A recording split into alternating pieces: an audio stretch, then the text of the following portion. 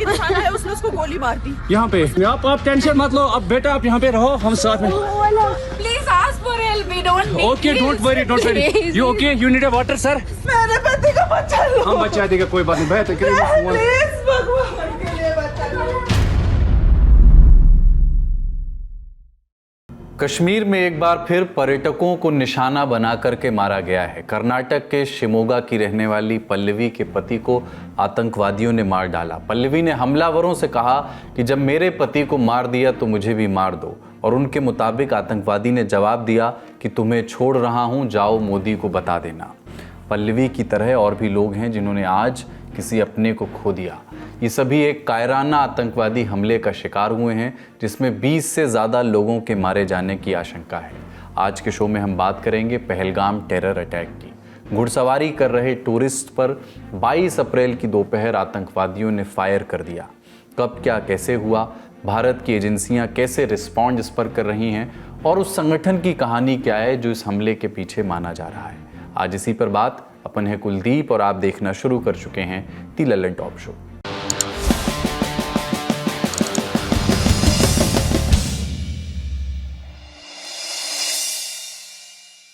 क्या बोलते, भेलपुरी खा रही थी, मेरा पति साइड में था, एक इंसान है, उसने उसको गोली मार दी। यहाँ पे उसने बोला कि ये शायद मुस्लिम नहीं है, उसने उसको गोली मार दी।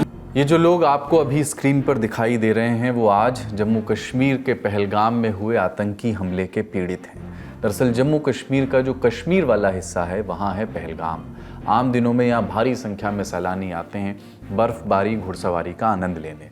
दूर दूर तक घास के मैदान, पहाड़ियाँ, नदियाँ, झरने मौजूद हैं। इसी पहलगाम में है बैसारन पहाड़ी। 22 अप्रैल का दिन भी यहाँ आम दिनों की तरह था। देश दुनिया के सैलानी यहाँ आए हुए थे, घुड़सवारी का आनंद ले रहे थे। लेकिन जैसे ही घड़ी में 2:30 का समय हुआ, 2:30 बजे का समय हुआ, इस बैसारन पहाड़ी की चोटी के आसपास से ऑटोमेटिक गनफायर की आवाज़ सुनाई दी। थोड़ी देर में पता चला कि खाकी काले कपड़े पहने 2 से 3 बंदूकधारियों ने सैलानियों पर फायर खोल दिया है। इस आतंकी हमले में कम से कम 20 लोगों के मारे जाने की आशंका है। इस खबर पर ताज़ा जानकारी के लिए चलते हैं न्यूज़ रूम। शुरुआत में बताया गया कि एक व्यक्ति की मौत हुई, फिर पता लगा 20 के करीब, लेकिन अब जब हम ये वीडियो रिकॉर्ड कर रहे हैं अपडेट के साथ, तब ये पुष्टि हो चुकी है कि 26 लोगों की मौत हुई है, और आशंका है कि इसमें संख्या बढ़ सकती है क्योंकि कई लोग घायल हैं। पहलगाम में टूरिस्ट स्पॉट पे अटैक हुआ, टारगेटेड अटैक हुआ, नाम पूछा गया, लोगों से उनकी आइडेंटिटी जानने की कोशिश कीजिए, धर्म चेक करने की कोशिश कीजिए, उसके बाद उन पर हमले किए गए, उनकी हत्या की गई। अपडेट ये है कि गृह मंत्री अमित शाह कश्मीर पहुंच चुके हैं। वो किसी भी वक्त घटनास्थल पे जा सकते हैं जहां पे आतंकी वारदात हुई। इसके अलावा तमाम सुरक्षा एजेंसियां एक्टिव हो गई। कोऑर्डिनेशन में एक वर्क चलाया जा रहा है जिसमें ये देखा जा रहा है कि ये जो आतंकी थे ये किधर से आए, इनका रूट क्या था और कहाँ छिपे हुए हैं, इनको खोजने की तलाश जारी है। इन किस हाइड आउट में है, किसी OGW ने इन्हें छिपाया है या फिर लोकल आसपास है। हेलीकॉप्टर के ज़रिए सर्च ऑपरेशन चलाया गया, दिन में, रात में भी सर्च ऑपरेशन जारी है। इसके अलावा तमाम जो IB है या फिर जितनी भी एजेंसियाँ हैं वहाँ पर एक्टिव हैं, उन सब ने अपना काम शुरू कर दिया है। जो एक वीडियो सामने आया आखिर में, जो मंजूनाथ जिनकी हत्या की सबसे पहली खबर आई, जो शिमोगा से हैं, कर्नाटक से, उनका एक वीडियो सामने आया जिसमें वो थैंक यू कह रहे हैं। वो डल झील के शिकारा में हैं, लेकिन किसे पता था कि इस तरीके की ख़तरनाक वारदात को अंजाम दिया जाएगा इस तरीके से, जहाँ पे टूरिस्ट मौजूद हैं। जो LG ऑफिस है वो तमाम नज़र बनाए हुए, मुख्यमंत्री का बयान आ चुका है। जो भी अपडेट आता रहेगा ललन टॉप आप तक पहुँचाता रहेगा, और ललन टॉप की टीम ऑन ग्राउंड भी पहुँचने वाली है। इस खबर के आप तक पहुंचने तक आतंकवादियों की तलाश जारी है। CRPF की क्विक रिएक्शन टीम को घटनास्थल भेजा गया है। पूरे इलाके को सील कर दिया गया है। सैलानियों का जत्था पहलगाम से अपने अपने ठिकानों की ओर रवाना हो गया है।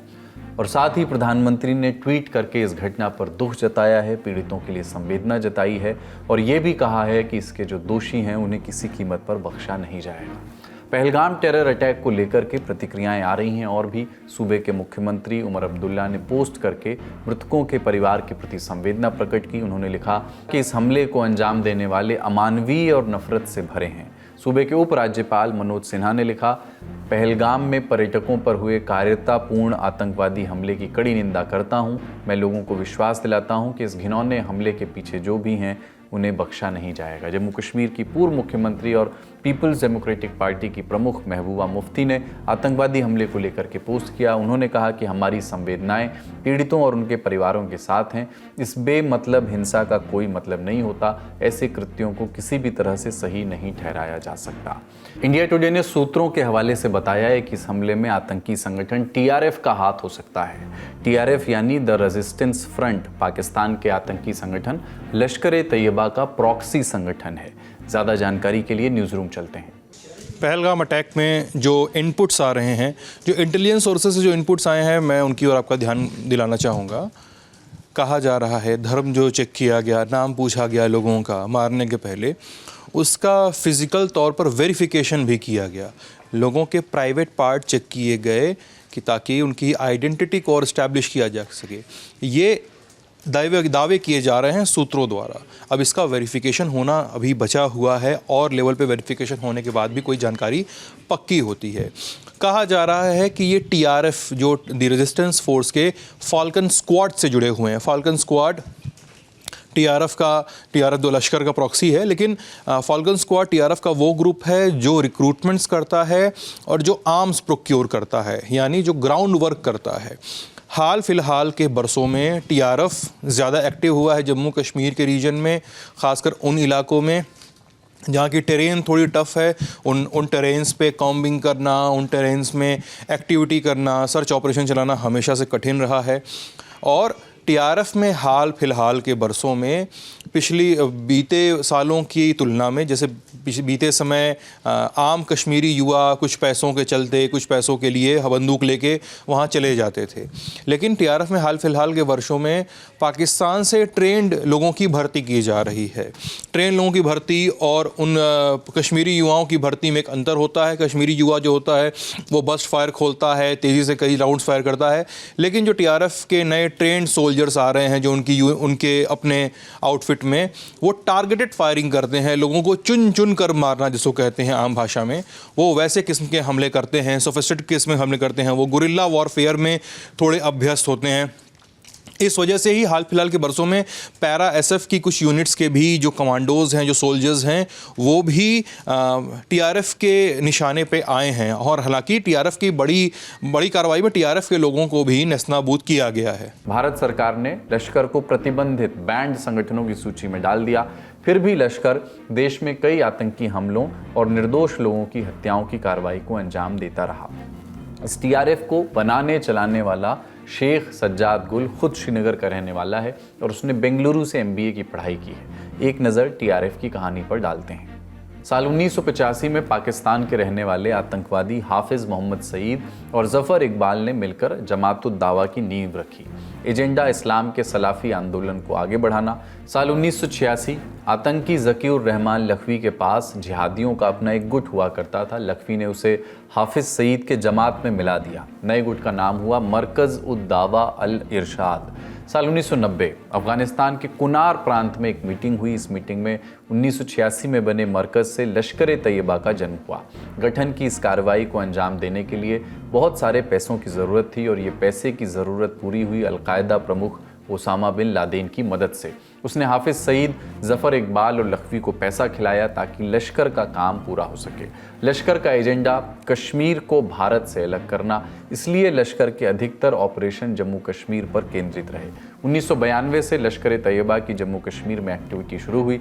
उन शुरुआती एक्टिविटी में घुसपैठ करना, स्थानीय कश्मीरी पंडितों पर हमले करना, स्थानीय लोगों को बरगला कर उनके हाथों में बंदूक थमाना जैसे काम शामिल थे। भारत सरकार ने लश्कर को प्रतिबंधित संगठनों की सूची में डाल दिया। फिर भी लश्कर देश में कई आतंकी हमलों और निर्दोष लोगों की हत्याओं की कार्रवाइयों को अंजाम देता रहा। 2019 में भारत सरकार ने जम्मू कश्मीर में धारा 370 को निष्प्रभावी कर दिया और राज्य का जो स्पेशल स्टेटस था, विशेष राज्य का दर्जा, उसको ख़त्म कर दिया। जिसके बाद लश्कर के निष्क्रिय पड़े आतंकियों ने एक नया संगठन बनाया। साथ मिला कश्मीर में एक्टिव रहे एक अन्य आतंकी संगठन हिजबुल मुजाहिदीन के आतंकियों का। नए संगठन को नाम मिला द रेजिस्टेंस फोर्स उर्फ टीआरएफ। और तब से लेकर अब तक जम्मू कश्मीर में लश्कर अपनी कार्रवाइयों को टीआरएफ के जरिए अंजाम देता आया है। वानगी देखिए। अप्रैल 2020 केरन घाटी में टीआरएफ के 2 आतंकियों ने भारत की पैरामिलिट्री फोर्स के 5 जवानों की हत्या कर दी। साथ ही सोपोर में भारतीय सेना के 3 जवानों का कत्ल किया। 2020 में भारतीय सेना के एक कर्नल, एक मेजर, 2 जवानों समेत एक पुलिस अधिकारी की हत्या कर दी गई। मई 2020 में सीआरपीएफ के 4 जवानों समेत एक विकलांग कश्मीरी की हत्या कर दी गई। सीआरपीएफ के जवानों के हथियार भी लूटे गए। जून 2020 में अनंतनाग में एक कश्मीरी पंडित, सरपंच अजय पंडिता की हत्या कर दी गई। अक्टूबर 2020 में कुलगाम में 3 भाजपा कार्यकर्ताओं की हत्या। फरवरी 2021 में श्रीनगर में 2 पुलिस वालों की हत्या। जून 2021 में पुलवामा में बेटी और पत्नी समेत एक पुलिस अधिकारी की हत्या। अक्टूबर 2021 में श्रीनगर में एक कश्मीरी पंडित व्यवसायी की हत्या। अक्टूबर 2021 में श्रीनगर के एक स्कूल में एक सिख और एक हिंदू अध्यापक की हत्या। फिर आया साल 2023 जब भारत सरकार ने टीआरएफ को प्रतिबंधित संगठन घोषित कर दिया। जून 2024 में रियासी बस हमले में 9 की मौत हुई, 41 लोग घायल हुए। अक्टूबर 2024 में गांदेरबल हमला हुआ, 1 डॉक्टर और 6 मजदूरों की मौत हुई। प्रॉक्सी संगठनों पर हमने और ज़्यादा इंसाइट्स के लिए जानकारों से बात की। साथ ही साथ ये भी पूछा कि हमला पहलगाम जैसे पर्यटन वाले क्षेत्र में हुआ है जहां इस तरह का ट्रेंड अब तक नहीं था, और अमरनाथ यात्रा के लिए रजिस्ट्रेशन भी शुरू हो गए हैं। इस यात्रा का बेस कैंप पहलगाम में ही है। क्या इस हमले के पीछे अमरनाथ यात्रा को प्रभावित करने की मंशा हो सकती है? आतंकी हमलों का ये जो ट्रेंड है नया, ये क्या कहता है? इनका पहले से ये मंसूबा है, पहले से इनका प्रोग्राम यही रहा है कि आतंकी संगठन, खास तौर पे द रेजिस्टेंस फ्रंट का, कि हिंदू को टारगेट करना, मजदूरों को टारगेट करना, जो बाहर से क्या कहते हैं पर्यटक आते हैं उनको टारगेट करना। इस बार जो नई बात है वो ये है कि आप अभी तक फौज को निशाना बना रहे थे, अब आपने एक ही बारी में 27 के करीब पर्यटकों को निशाना बनाया है। वो लोग जो घाटी के लोगों को कारोबार दे रहे थे, वो लोग जो घाटी के लोगों को कामकाज दे रहे थे, वो लोग जिनके चलते घाटी के लोगों की रोजी रोटी चल रही थी, आपने उनके ऊपर हमला कर दिया, आपने उनको गोली चलाई। अच्छा, ये ट्रेंड कब से था? कोई नोटिस नहीं कर रहा था सोशल मीडिया के ऊपर कि कॉन्टिन्यूसली सोशल मीडिया के ऊपर एक चीज चल रही थी कि कोई भी आदमी उठ के, हाँ भाई आप ये किसी टूरिस्ट को बस बोल रहा है कहीं पे, अच्छा जी आप बताइए जी आप क्या कर रहे हैं यहाँ पे, मस्जिद के सामने फोटो क्यों खींच रहे हैं, आप डल में शराब क्यों पी रहे हैं, आप फलाना क्यों कर रहे हैं, धमकाना क्यों कर रहे हैं। So you can not prevent people from doing what they want to do because they are tourist. They have that independence and liberty to do whatever they want to do. Number one. Number two, it is not Saudi Arabia जहां पर आप शरिया enforce करोगे कि नहीं जनाब यहाँ पर तो शरीयत का कानून है और आप यहाँ पर वैसे ही रहेंगे जैसे हम चाहेंगे।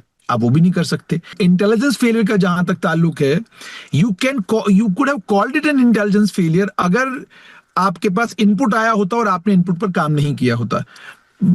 I can just say that terrorists, they were successful in because वहां 2000 के करीब लोग थे as I'm hearing, तो 2000 का हुजूम कहीं पे है और कैमोफ्लाज में अगर कोई आदमी आके आ रहा है और गोली चला रहा है, then you can yourself well imagine कि वहां पे तो you can wreak havoc। इस खबर पर हमारी नजर बनी रहेगी, जो भी होगा अपडेट्स आप तक क्लिक करके आएंगे।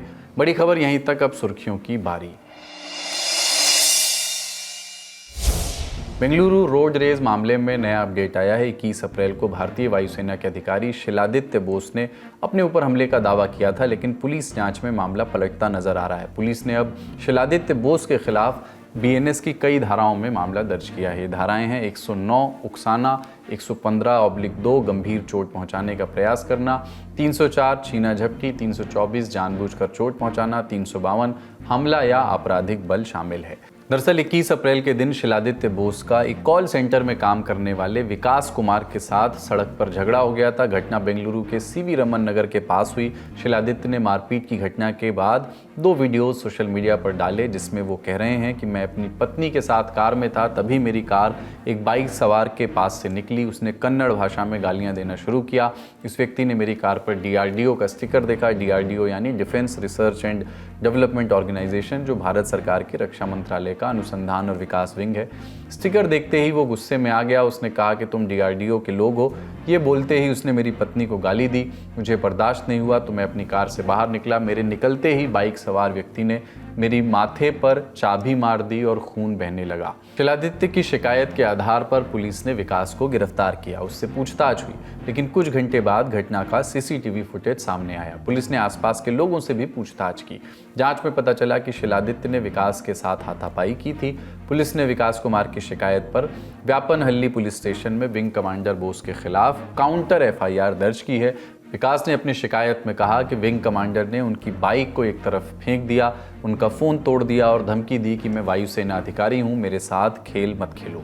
फिलहाल पुलिस शिलादित्य की तलाश कर रही है। इस बीच राज्य के मुख्यमंत्री सिद्धरमैया की भी प्रतिक्रिया आई है। उन्होंने कहा है कि शिलादित्य बोस ने कन्नड़ भाषी विकास पर हमला किया, फिर सोशल मीडिया पर कर्नाटक और कन्नड़ भाषी लोगों पर बेबुनियाद आरोप लगाए। इससे कन्नड़ लोगों के स्वाभिमान को ठेस पहुंची है। यूपीएससी ने सिविल सर्विस एग्जाम 2024 का फाइनल रिजल्ट जारी कर दिया है। इस एग्जाम में प्रयागराज की शक्ति दुबे ऑल इंडिया टॉपर बनी है। हर्षिता गोयल, अर्चित पराग डोंगरे और मार्गी चिराग शाह ने क्रमशः दूसरा, तीसरा और चौथा स्थान हासिल किया है। आकाश गर्ग को 5वां स्थान मिला है। टॉपर शक्ति दुबे ने इलाहाबाद यूनिवर्सिटी से ग्रेजुएशन और बीएचयू से पोस्ट ग्रेजुएशन किया है। शक्ति ने पॉलिटिकल साइंस और इंटरनेशनल रिलेशंस को ऑप्शनल सब्जेक्ट रखा था। रैंक 2 पर आने वाली हर्षिता गोयल मूल रूप से हरियाणा की हैं, लेकिन कई साल से गुजरात के वडोदरा में रह रही हैं। हर्षिता सीए हैं। उन्होंने बिलीफ फाउंडेशन नाम के एनजीओ में काम भी किया है। ये संस्था थैलेसीमिया और कैंसर जैसी बीमारियों से जूझ रहे बच्चों की मदद करती है। तीसरे रैंक पर आने वाले अर्चित पराग डोंगरे ने VIT वेल्लोर से इलेक्ट्रिकल और इलेक्ट्रॉनिक्स में बीटेक किया है। रैंक 4 पर आने वाले मार्गी चिराग शाह ने भी बीटेक किया है। उन्होंने समाज शास्त्र को ऑप्शनल सब्जेक्ट रखा था। 5वीं रैंक वाले आकाश गर्ग ने दिल्ली से इंजीनियरिंग की पढ़ाई की है और इस एग्जाम में समाज शास्त्र को ऑप्शनल सब्जेक्ट उन्होंने रखा था। इस बार यूपीएससी की सिविल सेवा परीक्षा में 1009 कैंडिडेट सेलेक्ट हुए हैं। इसमें जनरल के 335, EWS यानी आर्थिक रूप से कमजोर वर्ग के 109, OBC के 318, SC यानी अनुसूचित जाति के 160 और ST यानी अनुसूचित जनजाति के 87 कैंडिडेट्स शामिल हैं। यूपीएससी जैसी प्रतिष्ठित परीक्षा में हर साल देश के लाखों युवा शामिल होते हैं। चयन कुछ का होता है, बहुत से परीक्षार्थियों के हाथ खाली भी रह जाते हैं। इसी वक्त उनके दोस्तों और करीबियों की भूमिका बढ़ जाती है। उन्हें ये बताया जाना चाहिए कि जीवन एक परीक्षा से कहीं ज़्यादा, कहीं आगे है। ये परीक्षा ज़रूरी हो सकती है, लेकिन सबसे ज़रूरी नहीं हो सकती। अगली सुर्खी, अमेरिकी उपराष्ट्रपति JD वैंस 4 दिनों के दौरे पर भारत आए हुए हैं। दौरे के दूसरे दिन वैंस अपने परिवार के साथ जयपुर पहुंचे। वहां उन्होंने आमेर के किले की सैर की, फिर राजस्थान इंटरनेशनल सेंटर में एक स्पीच दी। वैंस ने कहा कि भारत और अमेरिका एक ट्रेड डील पर सहमति बनाने के लिए अथक प्रयास कर रहे हैं। उपराष्ट्रपति ने यह भी कहा कि डोनाल्ड ट्रंप ग्लोबल ट्रेड को बैलेंस करना चाहते हैं और इस कवायद में भारत जैसे सहयोगियों की भूमिका महत्वपूर्ण होने जा रही है। इस स्पीच के दौरान वैंस ने इस साल फरवरी में ट्रंप और प्रधानमंत्री मोदी की मुलाकात का जिक्र भी किया। वैंस ने कहा कि प्रधानमंत्री ने उस मुलाकात में कहा था कि इस दशक के आखिर तक भारत और अमेरिका के बीच का व्यापार $500 बिलियन यानी लगभग 42 लाख करोड़ रुपए का हो जाना चाहिए। ये भी बोले कि प्रधानमंत्री नरेंद्र मोदी इतने लोकप्रिय नेता हैं कि कभी कभी उन्हें जलन होती है। प्रधानमंत्री की बात हो रही है तो ये भी बता दें कि प्रधानमंत्री मोदी इस समय 2 दिन के दौरे पर सऊदी अरब पहुंचे हुए हैं। 22 अप्रैल के दिन जेद्दा एयरपोर्ट पर उनका गर्मजोशी के साथ स्वागत किया गया। दौरे पर जाने से पहले प्रधानमंत्री ने कहा था कि दोनों देशों के बीच ऐतिहासिक संबंध रहे हैं और पिछले 1 दशक में दोनों ने साथ मिलकर बहुत कुछ हासिल किया है। पिछले 1 दशक में प्रधानमंत्री का ये तीसरा सऊदी अरब दौरा है। इस दौरे पर प्रधानमंत्री हज कोटे को लेकर के भी बात कर सकते हैं। साथ ही व्यापार और ऊर्जा के क्षेत्र में सहयोग को लेकर के भी बड़े समझौते हो सकते हैं। दोनों देशों की तरफ से संकेत दिया गया है कि एक कंबाइंड रिफाइनरी प्रोजेक्ट पर भी जल्द ही काम शुरू हो सकता है। आज का ललन टॉप शो यहीं तक। अपना और अपनों का ख्याल रखिए। देखते रहिए दी ललन टॉप।